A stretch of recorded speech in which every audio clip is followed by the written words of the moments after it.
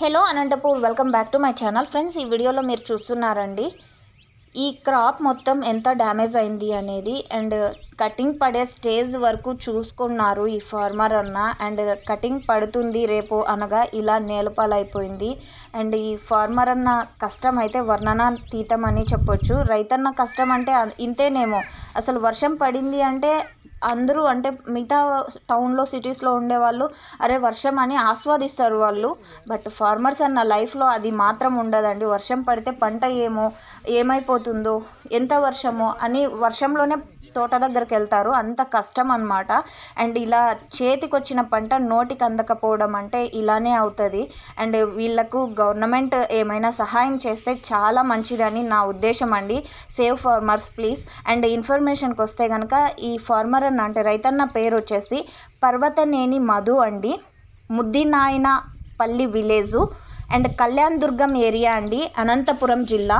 And night పడినటువంటి భారీ వర్షం గాలి వానకి ఇలా క్రాప్ మొత్తం కూడా డ్యామేజ్ అయిపోయింది. చాలా అంటే చాలా నీట్గా వచ్చిందండి పంట. ఇంత మంచి పంట తీయాలంటే ఎంత పెట్టుబడి ఉంటుందో మీకు తెలిసే ఉంటుంది. అండ్ 3 ఎకరాల్లో ఈ పంటని సాగు చేశారు ఫార్మర్ అన్న. చాలా మంచిగా చంటి బిడ్డల్ని సాకినట్టు ఈ పంట అనేది తీస్తారు. బట్ ఇలా చేతికొచ్చే టైంలో అంటే నోటి దాకా రాకనే ఇలా అయిపోయింది.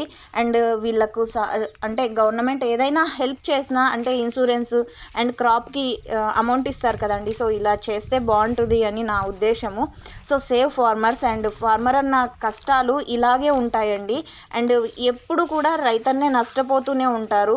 ఇది బీరా అనే కాదండి, టమోటా క్రాప్ కానీ ఏదైనా మిరప కానీ. సో వర్షానికి భయపడాలి అంటే వాతావరణానికి భయపడాలి, ధరలకి భయపడాలి. సో ఇంత కష్టపడి క్రాప్ తీస్తే ధరలు ఉండవు. ఒక్కొక్కసారి ఇలా వాతావరణం నష్టపరుస్తుంది.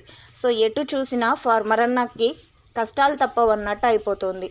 అండ్ ఓకే ఫ్రెండ్స్, ఇదండి ఇన్ఫర్మేషన్. అండ్ ఫార్మర్ అన్నకి ఏదైనా గవర్నమెంట్ సహాయం చేస్తే చాలా బాగుంటుందని నా ఉద్దేశం. Thank you for watching this video.